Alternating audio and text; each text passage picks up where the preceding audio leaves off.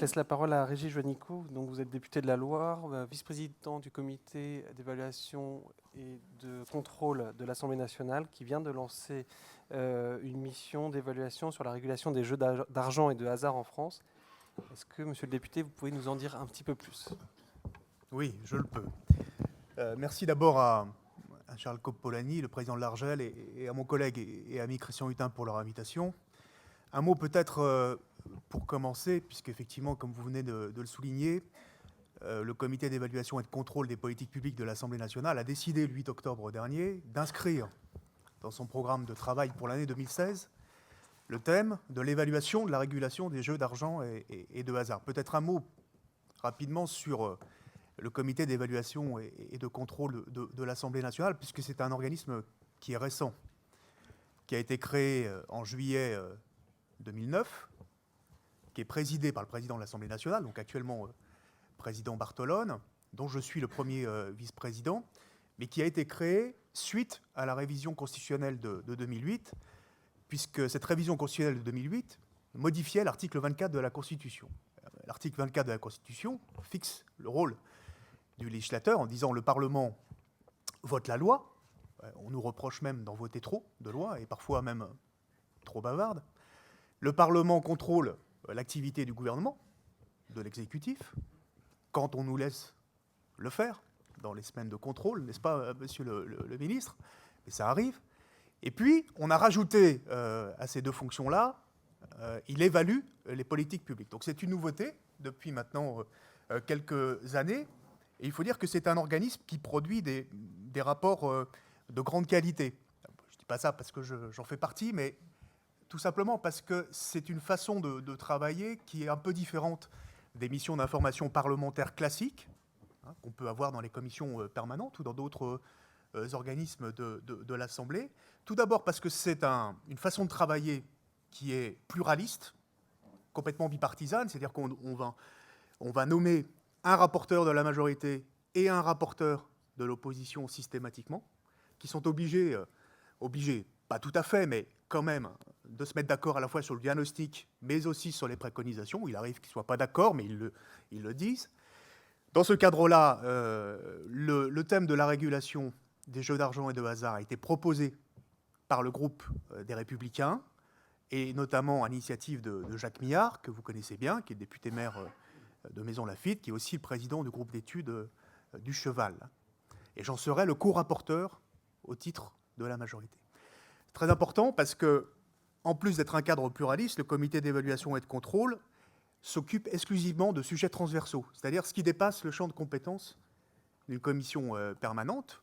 Là, on est très clairement dans ce cas-là avec les jeux d'argent et de hasard, et nous sommes aussi dans une approche de comparaison internationale.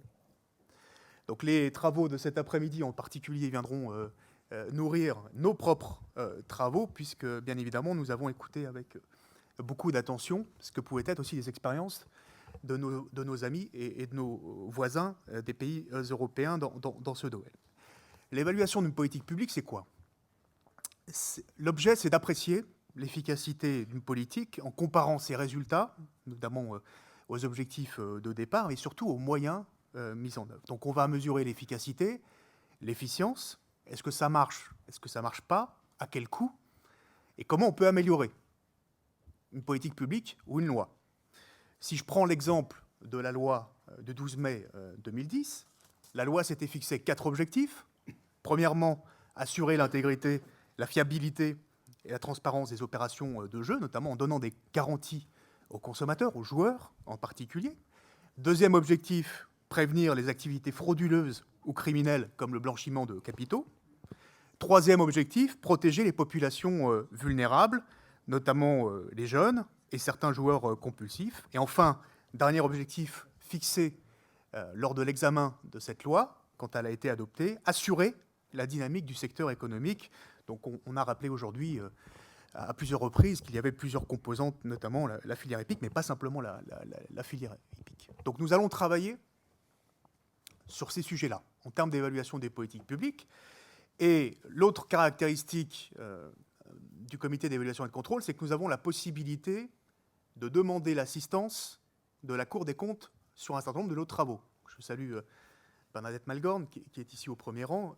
Nous allons nous voir demain matin. C'est pour ça que je ne vais pas déflorer complètement le périmètre de nos investigations, puisque ça fera l'objet d'une discussion justement avec un certain nombre de vos collègues de la Cour des comptes et vous-même demain matin.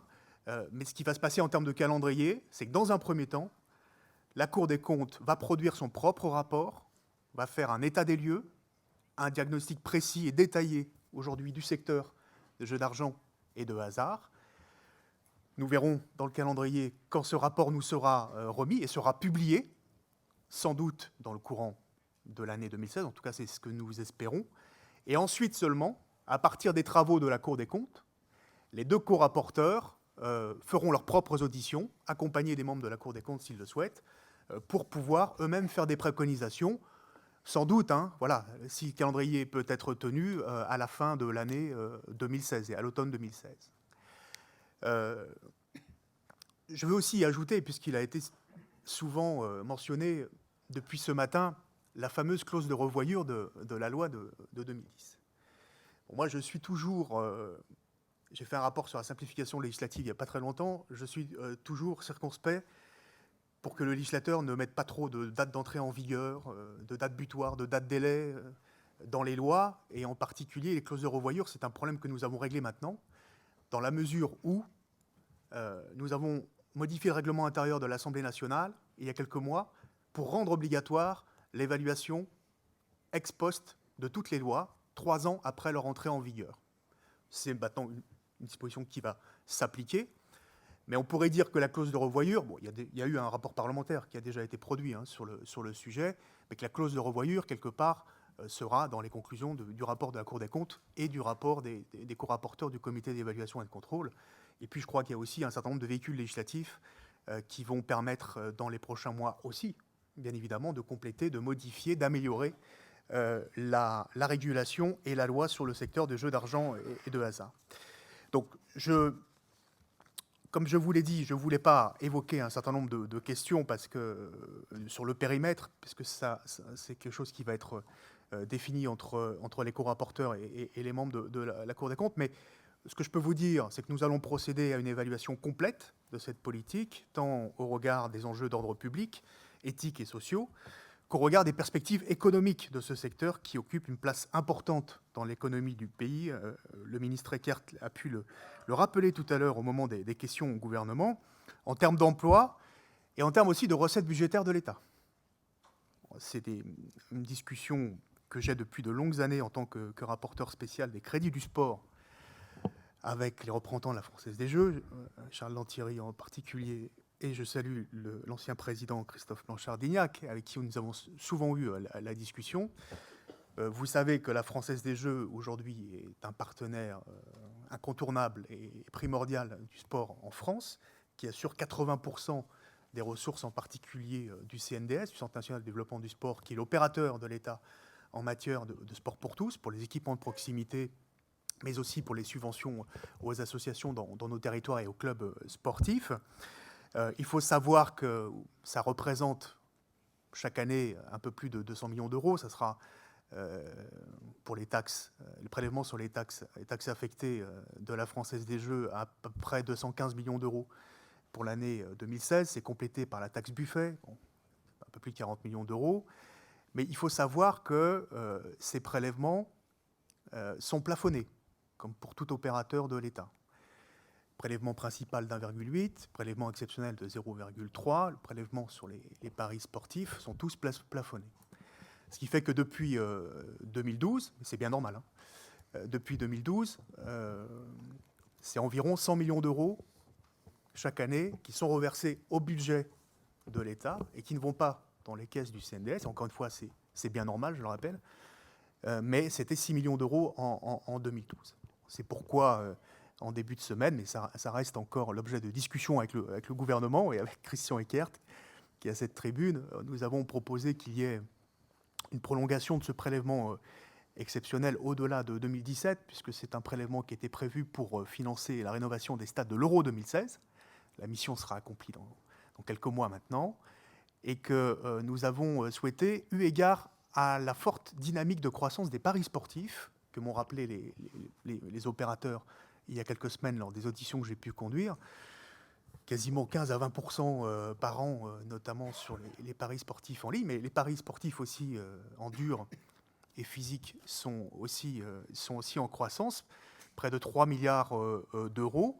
Et on s'est aperçu que, certes, il y avait des grands événements comme la Coupe du Monde au Brésil en 2014 qui avait boosté effectivement les mises, puisqu'on a eu plus 30% cette année par rapport à l'année précédente. Mais on a vu aussi dans une année comme l'année 2015, des événements comme l'Euro de basket, c'est assez surprenant, avaient suscité à peu près 7,5 millions d'euros de mise.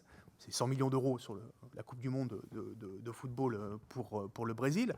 Mais cela veut dire aussi aujourd'hui qu'on a une croissance même dans les années où on n'a pas forcément un calendrier sportif intense. Or, nous allons avoir, et nous avons eu depuis 2012 et jusqu'en 2019, 50 grands événements sportifs internationaux qui vont être organisés sur notre sol, qui sont d'ailleurs, pour notre candidature aux Jeux Olympiques de 2024, un point d'appui très fort en termes de savoir-faire, de démonstration de nos savoir-faire. Et ces grands événements sportifs internationaux, je suppose qu'ils ont un effet d'entraînement et de croissance pour le marché des paris sportifs. Donc ce serait un juste retour des choses que ce prélèvement exceptionnel soit reconduit, soit prolongé, plafonné, bien évidemment, monsieur le ministre, mais qu'il soit prolongé, puisque, bien évidemment, nous allons pouvoir bénéficier de la dynamique de ces grands événements sportifs internationaux. Voilà, j'en termine en disant que notre objectif, monsieur le président Largel, bien évidemment, ne sera pas de renverser la table, mais de mettre tous les sujets sur la table. C'est notre rôle, c'est notre mission. Et donc, je vous donne rendez-vous dans quelques mois pour les auditions que nous ne manquerons pas de mener avec nombre d'acteurs qui sont présents à votre colloque aujourd'hui. Merci.